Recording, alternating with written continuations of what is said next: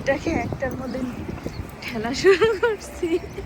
আমরা আমরা কিভাবে আস্তে আস্তে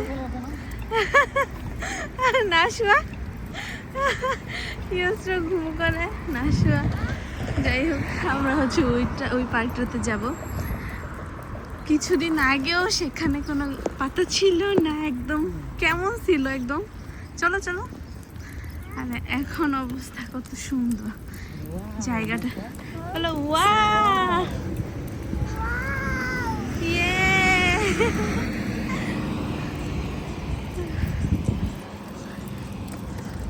ইয়ে। নাশুয়া দেখি প্লে করবে।